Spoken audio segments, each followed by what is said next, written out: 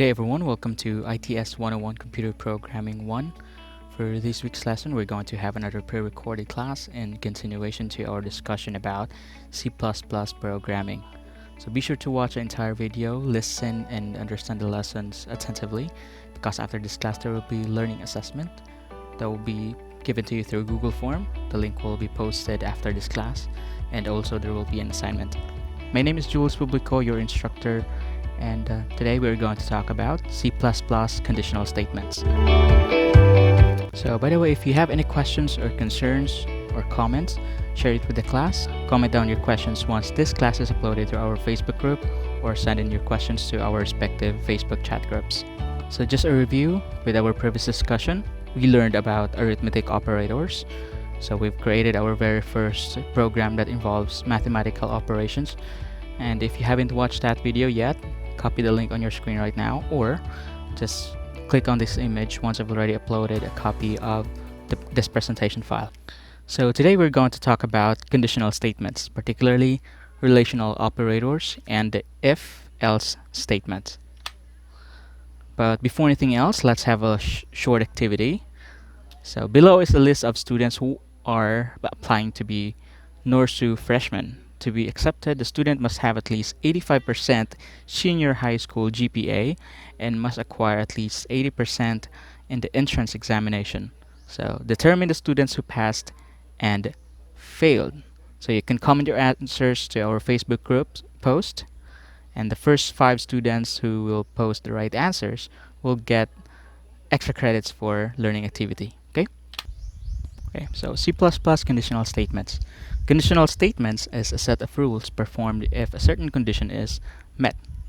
So conditional statement. Okay, C++ supports the usual logical conditions from mathematics, like less than or equal to, greater than or equal to, and not equal to. So relational operators, also referred to as comparison operators. Relational operators are used to compare two values. Below is a list of all relational operators used for C++. So we have greater than. Example is if x is equals to 5 and then y is equals to 4, then x is greater than y. So that statement is true because we all know that 5 is greater than 4. Okay, and then we have less than. Example, if x is equals to 4 and 5 is equals to y, then x is less than y. So this statement is true because 4 is indeed less than 5. And then we have greater than or equal to, represented with greater than and equal sign. So for example, if x is equals to 6 and y is equals to 5, then x is greater than or equal to y. This statement is true because we all know that 6 is greater than 5. Now, you may be wondering, the description here says greater than or equal to. If either of the two operators is true, then the statement is true. So although x is not equal to y, but x is greater than y because 6 is greater than 5. Okay, and then we have less than or equal to. Example, if x is equals to 4, y is equals to 5, then x is less than or equal to y. The statement is true because 4 is less than 5, although it is not equal to each other. However, the statement here says that less than or equal to. So either of these two operators is true, then the statement is true. And then we have equal to, represented with 2 equal sign. So here x is equals 5, y is equals 5, then obviously x is equals to y because 5 and 5 are equal. And then lastly we have not equal. For example, if x is equals to 4 and then y is equals to 5, then it's true that x is not equal to y because obviously 4 is not equal to 5. Okay, so all of these statements is true depending on the condition it provided. So let's take a look on the example that we have here. So if you can remember in our previous discussions about data types, there's one specific data type that we've discussed but we haven't really used it, which is what we call Boolean. If you can remember, Boolean is a data type that will output true or false, which true is 1 and false is 0. So we have integer x is equals to 5 and integer y is equals to 4. So let's take a look on the first function or the statement here. So see out x is greater than y. Since our x is 5 and y is 4, then obviously this statement is true. It is because 5 is greater than 4. Since this is true, it output 1. Okay? And the next, we have x is less than y. X is 5, y is 4. Obviously, it is not true because 5 is greater than 4. So since this is false, then the output should be 0. And then on the third line, we have x is greater than or equal to y. So the condition is x can be either greater than or equal to y. So since x is 5, y is 4, 5 is greater than 4, then this statement is true, even though x is not equal to y, but x is greater than y. And then we have x is less than or equal to y. Obviously, 5 is not less than 4, so therefore this statement is false. So it outputs 0. And then we have x is equals to y. So 5 is not equal to 4, so this statement is false. That's why it outputs 0. And then lastly, we have x is not equal to y. That is true. So the output is 1, which is true. Okay? Again, the return value of a relational operation is either true or false. 1 for true, 0 for false. Just like with the Boolean data type. Now that we know about relational operators and when to use it, let us talk about how we are going to use the relational operators. To do that, we are going to start with the conditional statements. So let's start with if-else statement. An if statement is a conditional statement that performs a function if the condition is true and else is false. If and else are two different conditional statements. The if statement is a conditional statement that performs a function when the condition is true, and else is a conditional statement that performs a function if the condition is false. Okay, so let's take a look on this flow chart that we have here. So if you can remember with our discussions about flow chart, so there is this symbol called decision making that splits the flow of the program or the process into multiple paths. Okay, so the if-else statements is one of the example of the split decision. Okay, so we have here the process. Let's say if there are previous process that we have here, and then this is where if-else statement is gonna be deciding the split of the flow of the program. If the condition is true, the certain function will be executed here, and then if the condition is false, certain function will be executed here. Let's take a look on how the if and else statement is written using C++ program. So first is we type the if, and then we set the condition, and the condition must be enclosed with open and close parentheses. For the condition, we are going to use the relational operators. Okay, we're going to discuss that shortly. After the condition, we're going to write the function to be executed if the condition is true.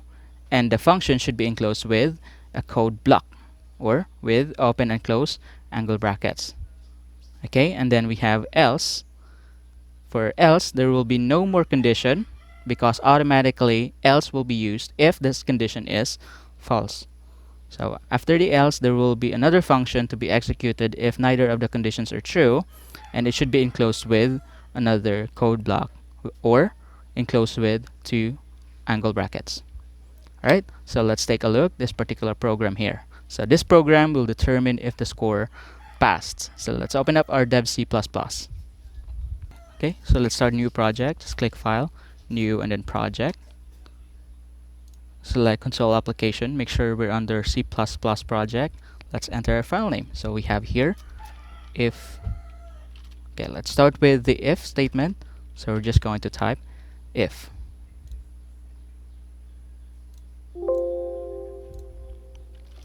Alright, let's remove all of this. We are going to create a program that will determine whether a score passed or not. Okay, so let's start. So we're just going to include our header file and then the basic structure of a C++ program. Okay, so let's declare our variables. So we have int for the score, Let's say the score is, let's say, 8. All right, so let's start with the condition. So let's say the exam is 10 items, right? So the passing score should be, let's just say 7, okay? So we are going to set the condition using the if statement. So we'll type if, and then the condition should be enclosed with parentheses, and then let's say score is greater than or equals to 7. And then we're going to put the code block. Okay, so we've just set our conditions here. So again, the score that we've entered is 8. Okay, the condition is if score is greater than or equals to 7, that means if the score that we're going to enter is 7 or more, then it will say here,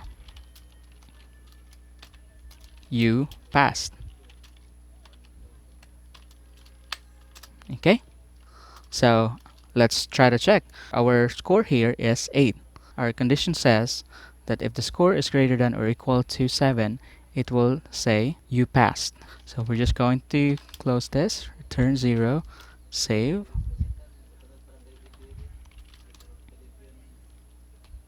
Okay, and then let's run.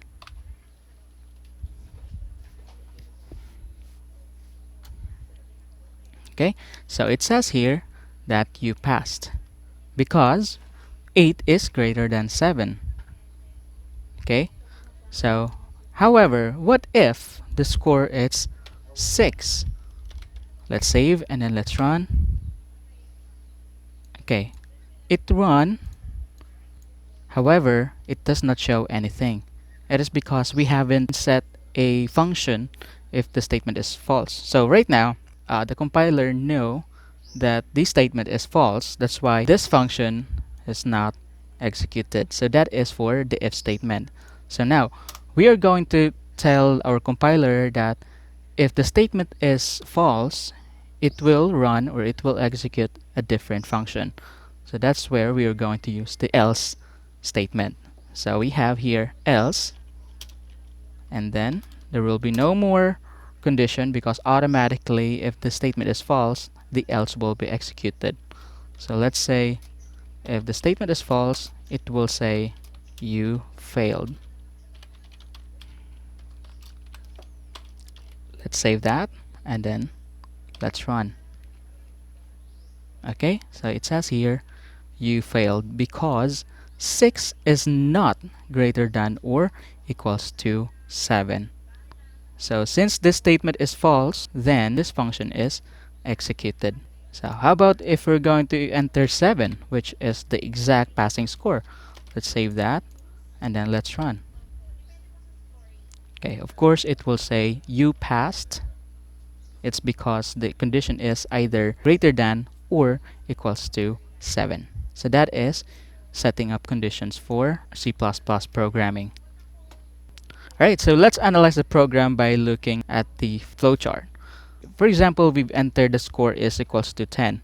So the condition is 10 is greater than 7. If it is true, then it will say you passed. And then if it's false, it will say you failed. The if statement is only used if only one condition is true. However, if there are more than one condition involved, we will use else if. So the syntax is if and then the condition and then the function to be executed if it is true. And then if we are going to set another condition, then we're going to use else if. So we have else if and then condition and then the function to be executed. And then if neither of this condition is true, then the else will be executed. Alright, it is giving our program multiple options. If you have noticed with our example, there are only two possible options, right? So we have if the statement is true or false. However, if there are more than two options, then we are going to use the else if statement. So how do we write that? Again, we put the if, then the condition followed by the function to be executed, and then followed by the else if. So the if comes first, else if would be the second, followed by the condition, and followed by the function to be executed if this particular statement is true. And then you can add two or more. There are actually no limit. depending on how many options we're going to add for our condition, we are just going to add more else if every time. Okay, and then we're going to put else if neither of the conditions are true. Okay, so let's try. We are going to create a program that will display a greeting depending on the time of the day. That means it will say good morning if the time that we enter is for daytime. It will say good afternoon if the time that we've entered is afternoon. And then it will say good evening if the time that we've entered is nighttime. Okay, so let's open up our dev C++ again. So let's start with our variable. So we're going to say int for our time. Okay, and then for our time we're going to use the 24-hour format. That is just for us to be able to make the program easier. So we'll say time is equals to, let's say, 1600. That is 4 p.m. Alright, so let's set the condition. So again, if we entered time which is daytime, then it will say good morning. And if we enter a time which is for afternoon, it will say good afternoon. And if we enter time which is for nighttime, then it will say good evening. So if, let's start with morning. So we have time. If time is, let's say, less than or equals to 11:59, that means if the time that we enter is on or before 11:59 a.m., then it will say good morning. So we'll use the cout function and then say good morning. Right. However, if it's afternoon, so we will use the else if statement. Else if time is less than or equals to 1800. 1800 is 6 p.m. So whenever we enter time which is before 1800 or 6 p.m., then it will say good afternoon.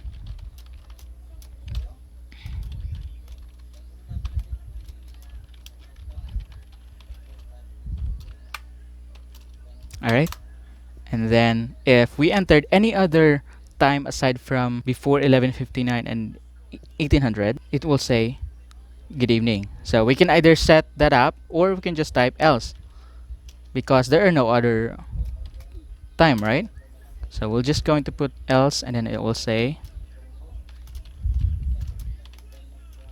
good evening.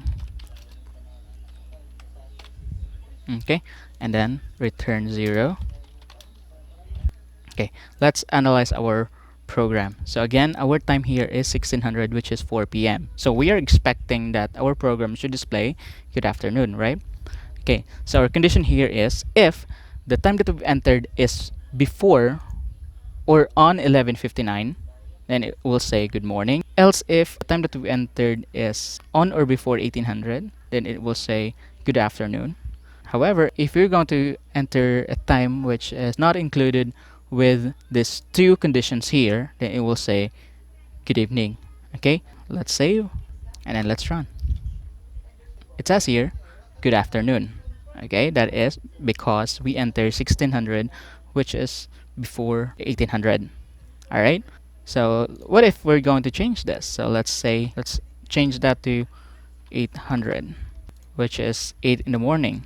So we can expect that it should say good morning. All right, let's try to enter any nighttime. So we have, let's say, 1801. Okay, our condition here says 1800, which is p.m. What if we're going to enter 1801, which is 6:01 p.m.? So let's save, let's run. Then it will say good evening.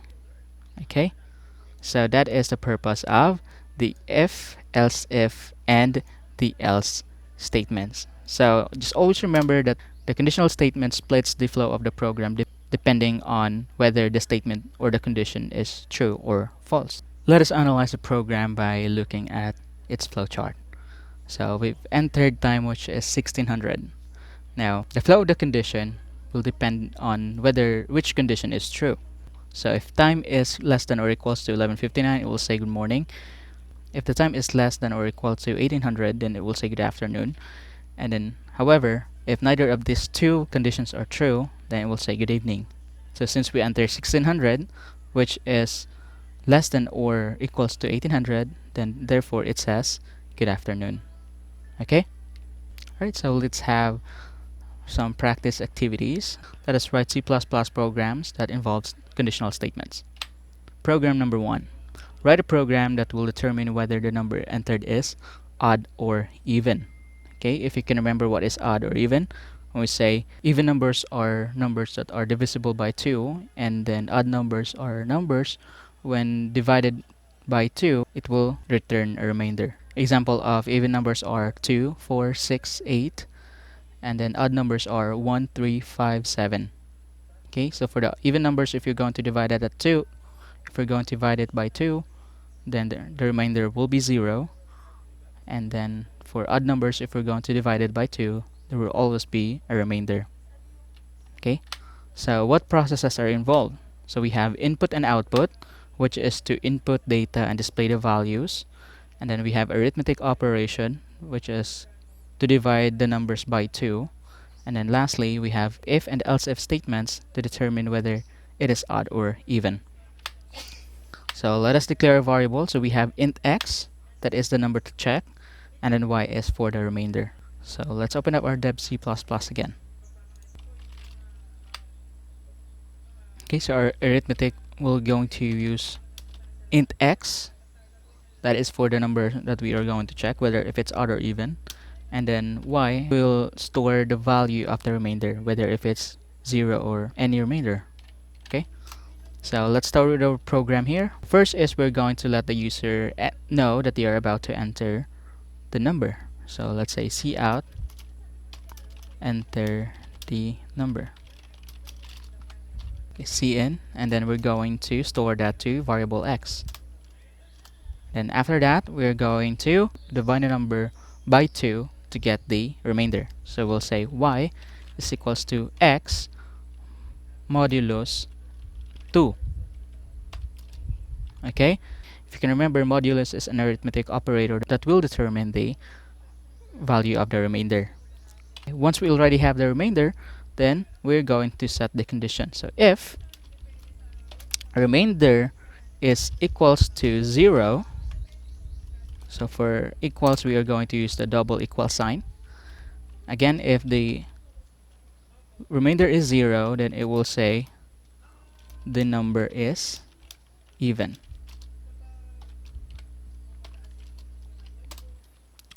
However, if the remainder has any other value aside from 0, then it will say the number is odd.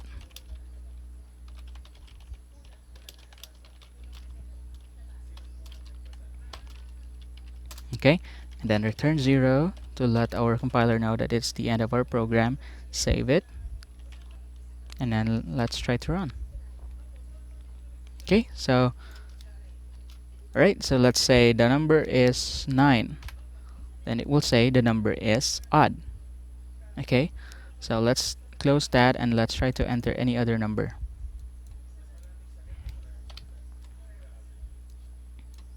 So if we will enter, let's say 8, then it will say the number is even. Okay, so that is gonna be our program number 1. Okay, so program number 2. Write a program that will perform arithmetic operation depending on which operation to use. So we're going to create a calculator, but this time we are going to decide which operator are we going to use. Okay, say what processes are involved. So we have input and output, that is to input data and display the values. We will use if and else if statements to select which operation to use. And then lastly, we have arithmetic operation to perform the operation as selected. So whether if we're going to be doing addition, subtraction, multiplication, and division. And then let's declare our variables. We have int for num1 and num2. Num1 and num2 would be the numbers to compute. And then int select, which is to select which operation to use. And then int sum, prod, and diff, that is to perform the arithmetic operation, as well as float code. Alright, so let's open up our dev C++ again. Okay, let's start with our variables. We have int for num1, num2, and then select, and then for sum, prod, and diff, or basically these are the sum, the product, and the difference. And then we will have float for our quotient. It is because in dividing two numbers, there is a chance that the result will be decimal. So the first thing that our program is going to do is to let the user know that they are going to enter a number. So we'll say enter the first number, and then let's save that to variable num1. Then next is enter the second number, and then let's save that to num2. We are going to ask the user which operation to use, whether if it's going to be addition, subtraction, multiplication, or division. So we'll say cout. Okay, enter 1 for addition, then another line, enter 2 for subtraction, enter 3 for multiplication, and enter 4 for division. So whatever it is that the user will enter, it will be saved to select. Okay, so now that we have variables for our num1, num2, and which operation to use, we are going to set the condition. So our condition will depend on which operation the user have entered. Okay, so we'll say if select is equal to 1, that means if they entered 1, then it will say sum is equals to num1 plus num2, and then display the answer cout sum is.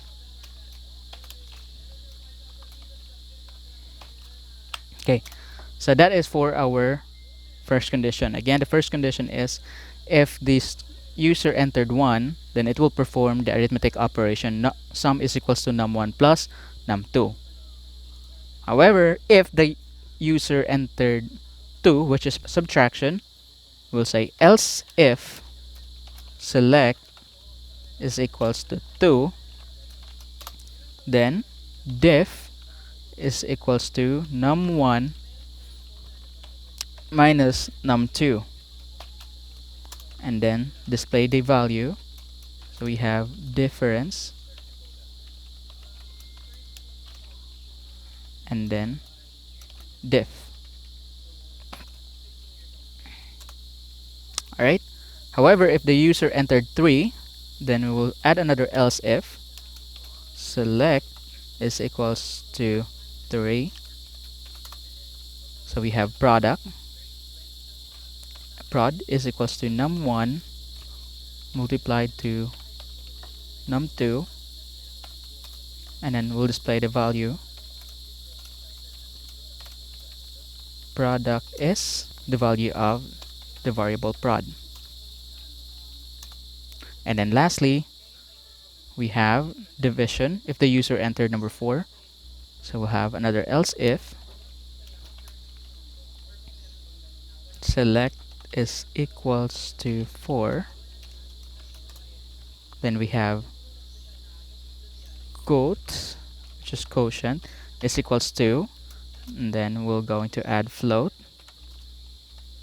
num1 divided by num2. If you can remember, we have to put float on either of the variables to tell the compiler that we are expecting a decimal value. And then let's display the result. So we have quotient, and then the value of the quotient variable quote. And then lastly, Now, if the user entered any other number aside from 1, 2, 3, or 4, then we can either put an error message, and we're going to put that in the else statement. Else, and then cout error, please enter the right operator, and then return 0. Let's save this. Okay, and then let's run. Alright, so it says here, enter the first number, let's say 45, enter the second number, let's say 4, and then enter 1 for the addition, enter 2 for subtraction, enter 3 for multiplication, enter 4 for division. So let's say 1. So it says the sum is 49, which is 45 plus 4, that is obviously 49. So let's close this, and then let's try again. So enter the first number, let's say 12. The second number is, let's say 3.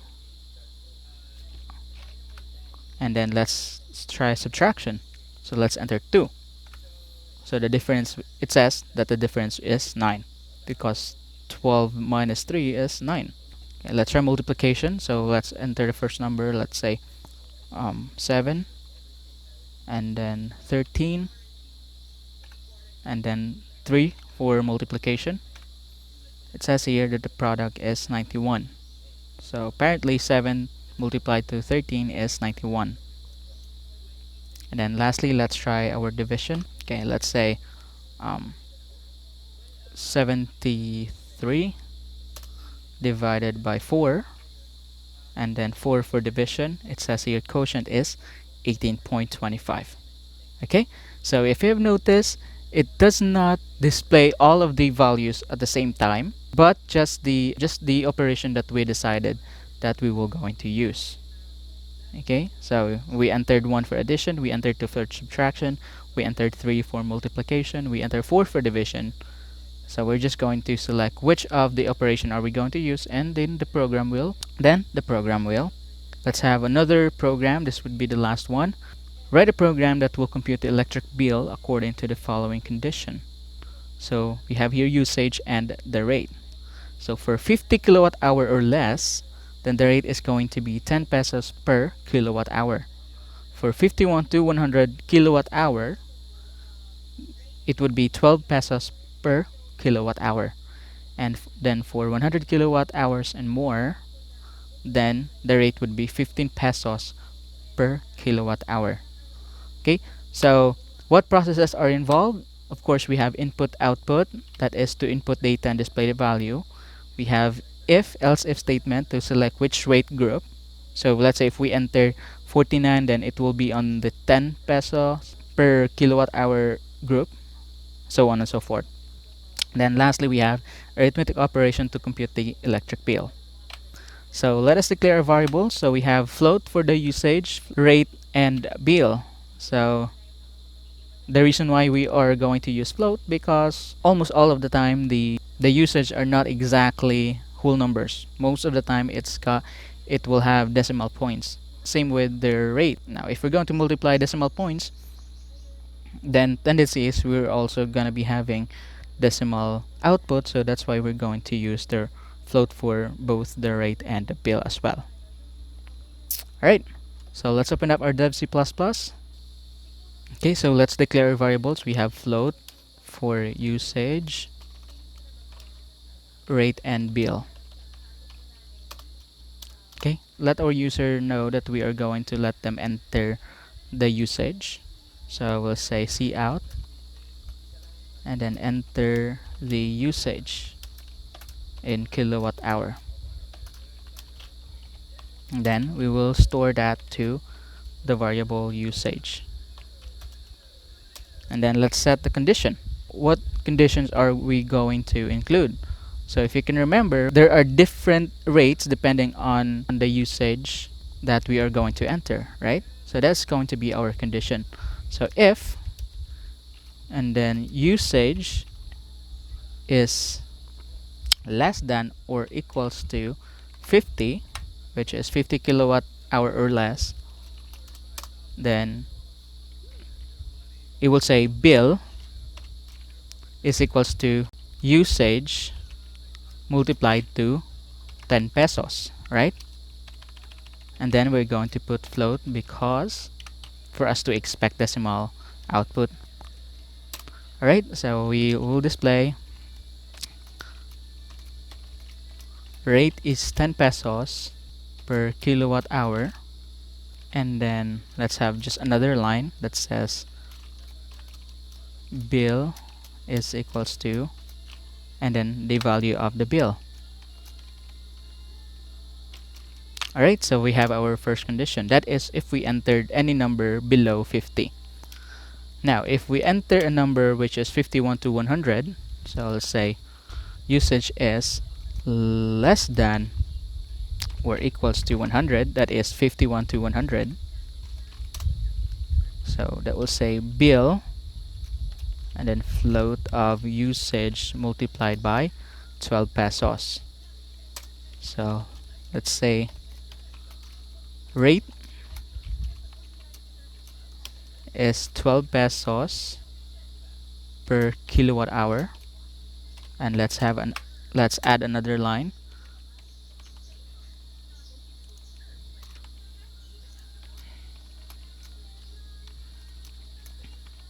Bill is, and then the value of the bill. Alright, if the usage is 101 and above, then we'll say else bill is equals to float of usage multiplied by 15, and then we're just going to display the rate, which is 15 pesos per kilowatt hour, and then let's add another line to display the actual bill.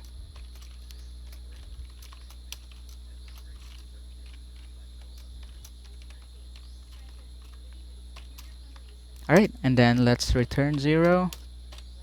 Let's save, and then let's run.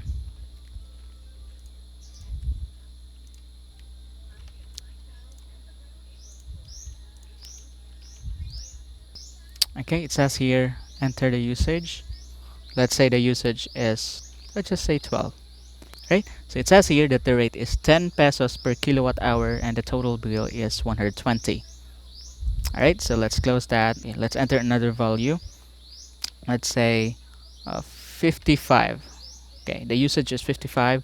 It will say the rate would be 12 pesos per kilowatt hour. So it's different now than the previous rate that we just entered a while ago. And then the bill is 660. Okay. However, if we entered that either of these two condition is true, so obviously the conditions are 50 or less and then 51 to 100, but if we enter more than 100, let's say 120, it will say rate is 15 pesos per kilowatt hour and the bill is 1800 pesos. Okay, that's it. So we've just created a more complicated C++ program using conditional statements, particularly the if and else statements. So again, if you have any questions or concerns, I know it's a little bit complicated, but if you've just listened and understand the lesson that we just discussed, it would be easy and it would be fun. Believe me when I say that. That's gonna be the end of our discussion. For your assignment, please fill up the form. Just copy the link on your screen right now. Deadline would be Monday, December 14th, 2020 at 11:59 p.m. And then for your assignment, so write a program that will compute an employee's withholding tax according to the following condition.